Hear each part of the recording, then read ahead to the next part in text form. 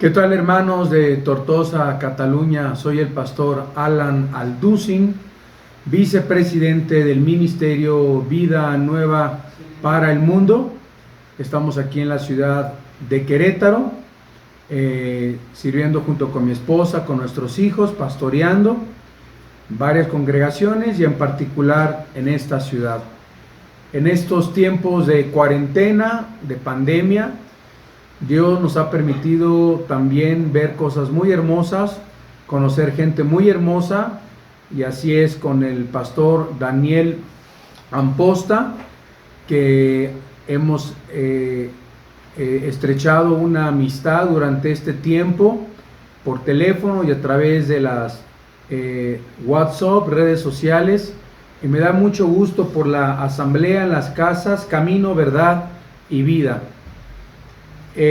Aplaudimos de verdad al Señor por permitirles que el próximo domingo puedan gradualmente reabrir las iglesias y que se puedan reunir.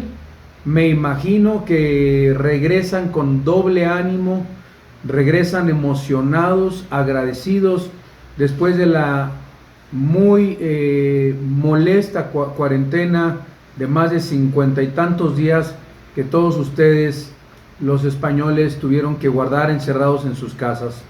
En México no ha sido así.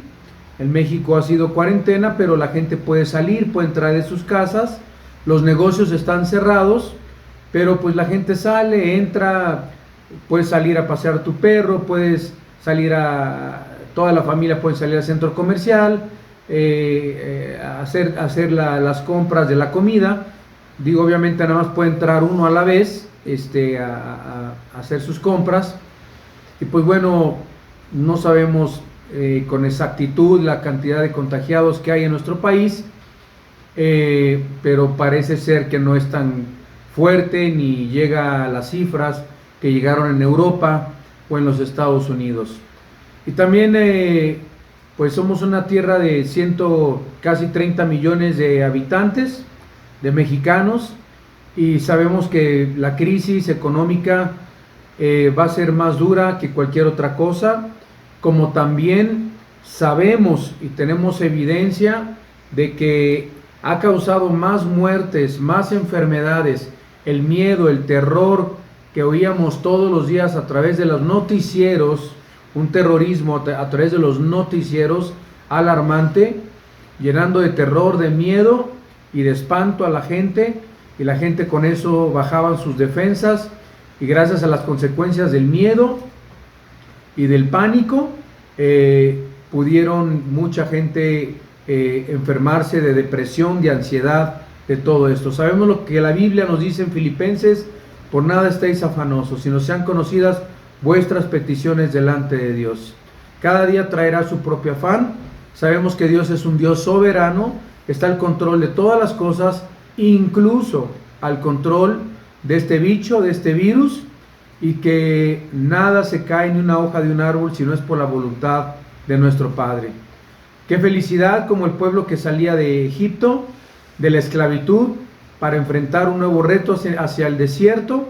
Así ustedes y nosotros pronto, quizás las próximas semanas o meses, estaremos como ustedes empezando a reactivarnos ya, empezar a tener servicios, y como llegando al desierto, expectantes de lo que Dios va a hacer. Sabemos que la palabra de Dios tiene que ser predicada y no podemos dejar de compartir las buenas nuevas de salvación, que Cristo es el camino, Cristo es la verdad, Cristo es la vida. Así se gozaron en el desierto cuando atravesaron el mar y todos los enemigos fueron ahogados dentro del mar cuando el Señor cerró las aguas, Señor proveyendo el maná, el Señor proveyendo las codornices y proveyendo agua de la roca para que su pueblo nunca estuviera hambriento y nunca estuviera descalzo. Es la confianza que tenemos para los que somos hijos de Dios, que Dios cuidará y Dios será escudo alrededor de todos nosotros.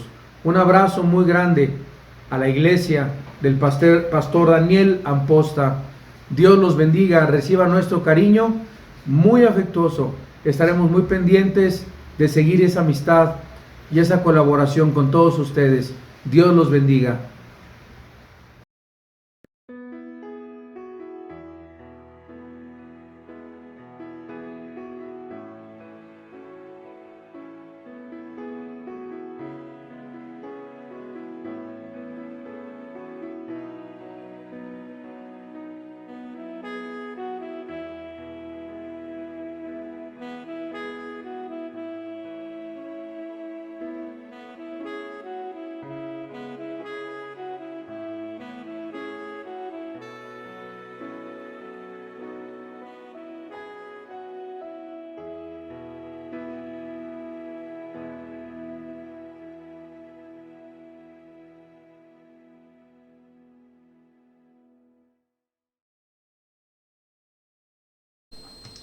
grabado. Juan capítulo 20, 19, 20 y 21. Y dice así: Cuando llegó la noche de aquel mismo día, el primero de la semana, o sea el domingo, estando las puertas cerradas en el lugar donde los discípulos estaban reunidos por miedo de los judíos, y aquí, en este momento, nos vemos que ellos habían estado 3 días separados de su maestro lo habían matado, lo habían asesinado en una cruz, a ellos los querían perseguir para matarlos, y ellos estaban deprimidos, la palabra es estresados. ¿Por qué? Porque tenían miedo a las consecuencias que les podía venir. Segundo, tenían un aislamiento social, se habían encerrado en ellos mismos y no querían relacionarse con los demás. Tercero, tenían una incertidumbre de futuro que no sabían lo que les iba a acontecer. Y cuarto, tenían una información distorsionada, porque a ellos les llegaba la información de que los iban a matar. Sin embargo, unos días después, en Pentecostés, se presentaron delante de toda la población en medio de la fiesta y nadie los mató. Simplemente ellos recibieron una información distorsionada que les ocasionaba este estrés. Y en esta posición de estrés, en que ellos estaban encerrados, habían 10 discípulos, el falso apóstol Judas se había suicidado, el apóstol, el incrédulo, ¿cómo se llamaba este ahora? Dame una pista, va a ayudarme. ¿Cómo se llamaba el apóstol incrédulo? Tomás, muy bien, que no me salía el nombre. El apóstol incrédulo Tomás no estaba con ellos, solo habían 10 de los apóstoles reunidos, y estaban pues hablando de las cosas del Señor. Y dice así: reunidos por ellos, vino Jesús y se puso en medio de ellos. Y así es como ahora mismo, en que estamos reunidos, aunque sea virtualmente, que dice la palabra de Dios que donde 2 o 3 estamos reunidos, ahí está Jesús en medio nuestro. Entonces, en aquel momento vino Jesús al medio de ellos y les dijo la solución para el estrés, que es paz a vosotros. Y cuando les hubo dicho paz a vosotros, les mostró las manos y les mostró el costado, no para demostrar que fuera él resucitado, sino para demostrar la obra que él había hecho en la cruz y que había sido consumado. ¿Veis? Con mi obra, con las manos atravesadas y con el costado atravesado, yo morí en la cruz, pero he resucitado. Consumado es. He hecho la obra completa, la obra de redención. Y al momento, sus discípulos se regocijaron viendo al Señor. Entonces Jesús les dijo otra vez: paz a vosotros. Como me envió el Padre, así yo os envío a vosotros. Cuando Jesús repite por 2 veces paz a vosotros, es en el Antiguo Testamento, cuando se quería notar algo de importancia, se repetía 1 vez o 2 veces, se iba repitiendo. Entonces lo que Jesús quería dar era un toque de atención de que tuvieran paz, de que tuvieran shalom en hebreo. Mirad, si buscamos cómo ellos se encontraban, y buscamos yo he estado buscando en la Clínica Internacional Mayo los síntomas y las cualidades del estrés. Y dice así: el estrés nos provoca tener un consumo en exceso o por debajo de lo normal de la comida. Eso nos provoca el estrés. Segundo, el estrés nos provoca arrebatos de ira. Tercero, el estrés provoca alcoholismo y drogadicción. Qué curioso que en la tele no paran de decir que los productos que más se están consumiendo en estos días de la pandemia es la cerveza y productos alcohólicos, que han subido mucho el consumo en los hogares. Luego, el consumo excesivo de tabaco. Luego, el aislamiento social, cuando una persona está estresada y no quiere reunirse con los demás. Otra cosa que produce el estrés es dolor de cabeza, tensión o dolor muscular, dolor del pecho, malestar estomacal, problemas del sueño, cambio del deseo sexual, depresión, estás triste, estás decaído. Bueno, una serie de cosas provoca el estrés que afectan a nuestro cuerpo, y muchas enfermedades del cuerpo son psicosomáticas, o sea que están producidas en el cerebro y nos afectan a nuestro cuerpo, sobre todo las que son de tipo estomacal. Entonces, por ejemplo, voy a hacer un ejemplo, supongo que no le sabrá mal a David. David ha pasado una temporada fatal de estrés, porque él está trabajando en un hospital recibiendo enfermos y todo, y con el aumento del coronavirus se ha puesto enfermo y ese estrés le ha provocado una úlcera de estómago. ¿Es correcto o no es correcto? ¿Ves? Cómo el estrés en nuestro cerebro actúa sobre nuestro cuerpo. Pues bueno, gracias a Dios está bien, está mejor, y el Señor pues muy bien, lo está ayudando. Entonces, sin embargo, en aquel momento, y Jesús lo que nos quiere mostrar aquí, es que si nosotros aprendemos cuál es el antídoto perfecto para el estrés, viviremos más tranquilos y viviremos mejor, que es la paz. La paz o el shalom, como dicen los hebreos. Mirad, el estrés es parte del ser humano. Desde Adán, cuando pecaron en el huerto del Edén, ellos ya tuvieron un estado de estrés. O sea que Jesús, nuestro Dios, sabe que nosotros somos personas que sufrimos este estrés. No, Él no es alguien desconocido que no sabe lo que nos pasa. Dice que cuando Él estuvo en la tierra y cuando Él anduvo en este planeta, Él fue tentado y sufrió todo igual que nosotros, en todas las cosas. Entonces, como he dicho ahora sobre Adán y Eva, cuando Adán y Eva pecaron, el estrés no está en el cerebro, el estrés está en el alma. Y ese estrés se transmite a todos los demás. Por eso nosotros sufrimos el estrés, porque es parte del ser humano. Cuando nacemos ya somos propensos a estresarnos, a que una situación adversa, unos problemas, lo que sea, nos afectan a nosotros. Mirad, cuando Adán y Eva pecaron contra Dios, lo primero que hicieron fue aislarse de los demás. O sea, ellos se escondieron detrás de un árbol y cuando vino Dios y dijo, Adán, ¿dónde estás? Y estaba escondido detrás de un árbol, estaba aislado, no quería estar en medio. La segunda característica del estrés es el miedo, que produce el estrés es el miedo.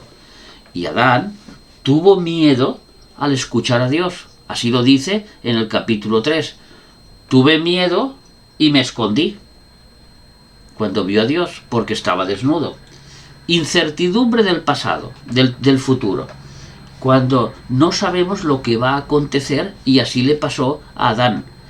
Igual que Adán estaba fijo y sabía que podía hablar con Dios a todas horas, en aquel momento que pecó, se encontró de que no sabía qué iba a pasar. Se escondió, tuvo miedo, no sabía qué sería de su futuro. Y por último, para provocar el estrés es recibir una falsa información, como Adán recibió una falsa información de la serpiente diciéndole serás como Dios y no morirás. Totalmente falso las dos cosas. No fue como Dios y murió. O sea que totalmente equivocado. Y nosotros en nuestra situación de coronavirus, de aislamiento social, hemos pasado por estas etapas. Todos hemos tenido miedo. No hay nadie que diga yo no he tenido miedo, casi imposible. Todos de alguna forma hemos tenido miedo a no contaminarnos. Todos hemos estado aislados de los demás, obligatoriamente o queriendo, pero hemos estado aislados. Tercera cosa, hemos tenido incertidumbre, y todavía se tiene, ¿qué pasará con mi trabajo? ¿Qué pasará con mi paga? ¿Qué pasará con el futuro? Todo eso todavía lo tenemos, esta incertidumbre. Y por último, tenemos esta información, esta sobreinformación que nos llega a través de las redes sociales, a través de mucha información de que no sabemos lo que va a pasar. Unos dicen una cosa, otros dicen otra. Incluso hasta cuando escuchas al mismo presidente del gobierno, los que están a su alrededor, los del PP, dicen que no lo van a apoyar, cuando llega la hora sí que lo apoyan, no sabemos si el estado de alarma va a salir, si no estamos, y como dicen las personas mayores, ¿en qué fase estamos? ¿En la 0, 0, 5, 1, 22 o 32? No sabemos ni en qué fase nos encontramos. La cuestión es que vamos ahí saliendo de esta crisis. Entonces Jesús les dijo paz. Cuando dice paz, la primera cosa que ocasiona la paz es quitar el temor. Juan 14, 27, lo podéis buscar. Juan 14, 27. Unas paginitas para atrás.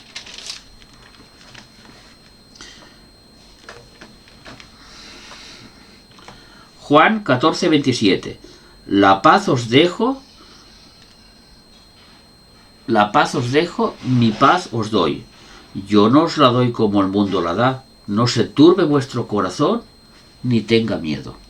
O sea que la paz nos quita ese miedo que viene hacia nosotros.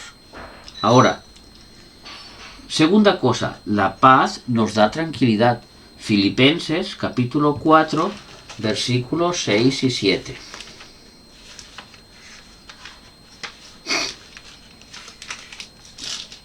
Filipenses capítulo 4, versículos 6 y 7. Y dice, por nada estéis afanosos, sino sean conocidos vuestras peticiones delante de Dios en toda oración, ruego y acción de gracia. Y la paz de Dios, que sobrepasa todo entendimiento, guardará vuestros corazones y vuestros pensamientos en Cristo Jesús. Y aquí es la respuesta a la paz. Cuando tenemos un problema, cuando tenemos la enfermedad, cuando tenemos el problema en casa, o con el vecino, o con la vecina, o con el coche, o con el trabajo, o mil cosas, es ir al Señor en oración y explicarle al Señor lo que nos pasa, descargando toda nuestra ansiedad sobre Él. Y eso se hace en oración. Cada mañana, mira, tengo este problema, y descárgasla. Poco a poco, nosotros vamos teniendo comunión con el Señor y el Señor nos da esa paz. ¿Por qué dice que es una paz que sobrepasa todo entendimiento? Porque no está superditada a nuestro entorno.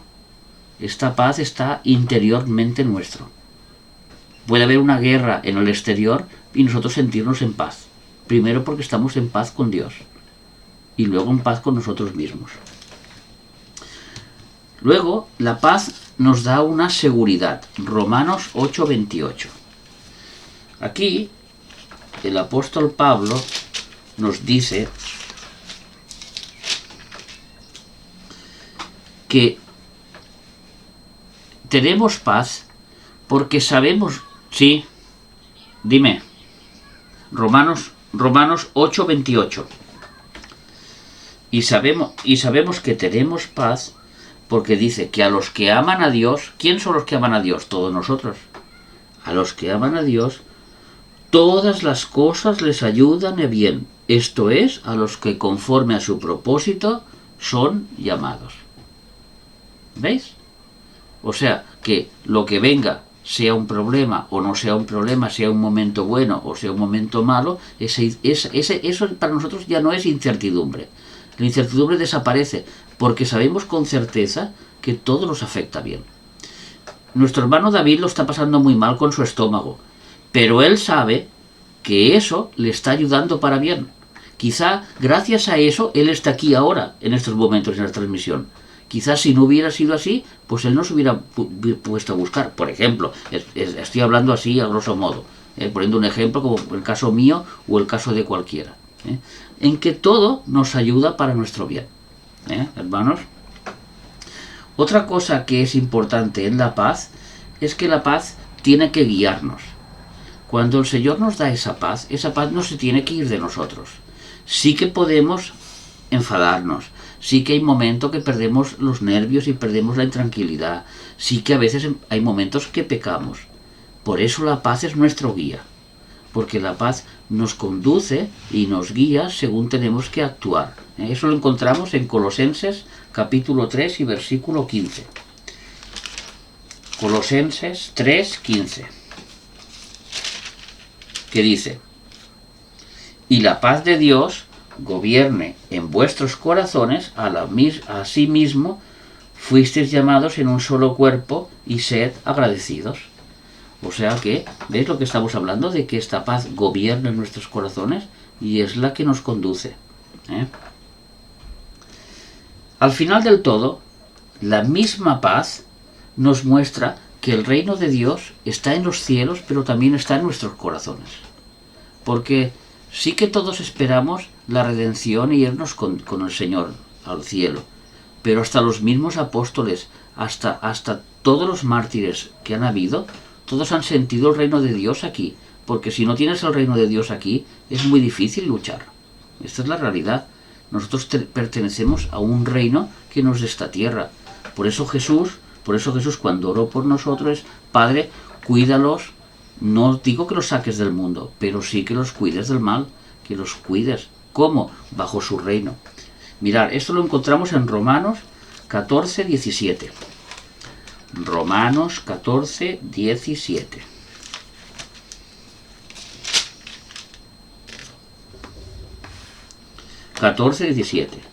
Dice, y aquí está comparando el reino de Dios con lo que voy a decir ahora. Porque el reino de Dios no es comida ni es bebida, sino que es justicia, paz y gozo en el Espíritu Santo. O sea, cuando nosotros recibimos al Espíritu Santo, cuando nos convertimos al Señor, automáticamente nos llega la justicia, la paz y el gozo. No quiere decir que tenemos que ir con una sonrisa como el Joker de la película por las calles, ¿me entiendes? Eso lo llevamos por dentro, porque hay momentos en que hay que llorar porque hay que llorar, o hay que sufrir porque hay que sufrir, porque son las condiciones humanas. Nosotros somos humanos, no somos de fuera del planeta. Entonces hay cosas que nos afectan. Pero nosotros tenemos la palabra de Dios para fortalecernos, para que el Señor nos hable, nos dé paz, nos dé tranquilidad. Mirad, la palabra shalom, la palabra paz, quiere decir muchísimas cosas. Y con esto acabo. Yo voy a deciros las más importantes. Si lo quieres apuntar, Amparo, te van a gustar. Mira, la palabra shalom, la palabra paz significa paz, primero que todo. Luego, tranquilidad. Cuando un hebreo le decía a otro shalom, le estaba transmitiendo, quiero que vivas tranquilo. Luego dice seguridad. Quiero que estés seguro. ¿Por qué? Porque Dios es el que vela por nosotros. Quiero que estés con bienestar. O sea, que tengas, que tu vida te vaya bien. No que estés por el dominio del maligno, sino por el dominio del benigno, del Dios. Por eso nos tiene que ir las cosas bien. Quiero que tengas salud, tanto física como emocional, como espiritual.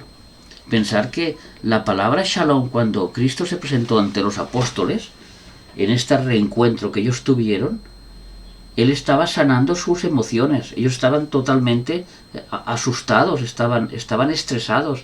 Entonces Dios quiere que nuestra salud emocional esté sanada, esté curada. Luego dice que es contentamiento, que es que estemos contentos, tal como con los que nos pasa en la vida. Que tengamos consuelo en los momentos malos o en los momentos buenos. Todo esto significa shalom, ¿eh? Que tengamos esperanza en recibir nuestras promesas. Que tengamos integridad, que seamos personas íntegras, no personas de doble ánimo. Soy de una forma aquí y de otra forma allá. Yo delante de aquí soy así y delante de allá soy asá. Eso no es lo que no quiere el Señor. Quiere que seamos unas personas íntegras, de un solo ánimo. Y por último, la palabra shalom significa prosperidad. Y no se refiere tanto a la prosperidad económica, sino a la prosperidad emocional y a la prosperidad espiritual. Porque, a recordar lo que le dijo Jesús al rico, ¿para qué te serviría tener todo el dinero del mundo si luego vas y pierdes tu alma? No te sirve para nada. Entonces la prosperidad tiene que ser espiritual y luego en lo material, como hemos pasado hoy en el maná del día de hoy, que ponía de que las provisiones materiales, pues bueno, son para que nosotros estemos contentos de que sabemos que nos las envía Dios y de que nada nos va a faltar, porque Él quiere nuestra prosperidad.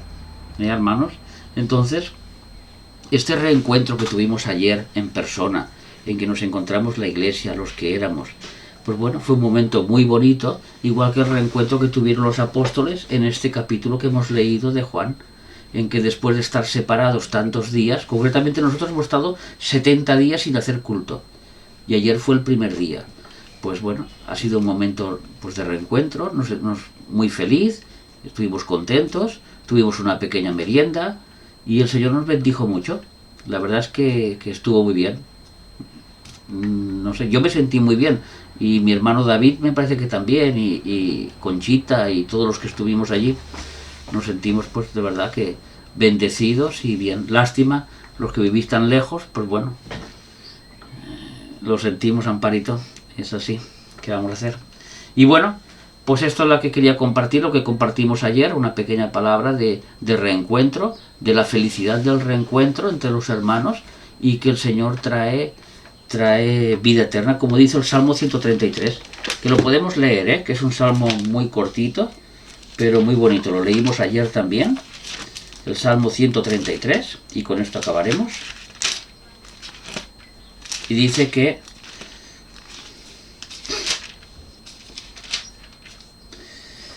dice así, y esto lo escribió David: mirad cuán bueno y cuán delicioso es habitad los hermanos juntos en armonía, no en peleas, no en discusiones, en armonía, con buenas caritas.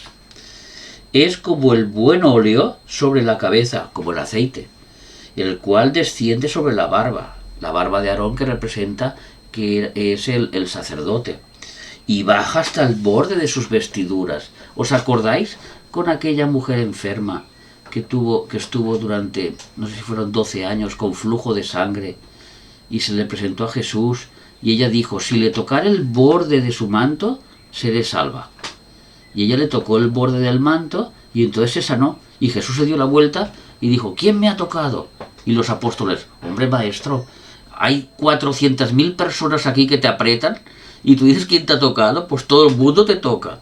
Pero Jesús lo decía porque había una mujer, había una persona que había salido poder de él y se había curado. Y esta mujer, sufriendo, le dijo: he sido yo. ¿Veis? Es como el borde, como esta cosa buena que llega en la unidad de los hermanos, pues llega también en sanidad. Dice así: y baja al borde de sus vestiduras, como el rocío de Hermón, que desciende sobre los montes de Sión. Y el último versículo, que es muy precioso, dice: porque allí, donde habitan los hermanos juntos, envía Jehová bendición y vida eterna. Amén.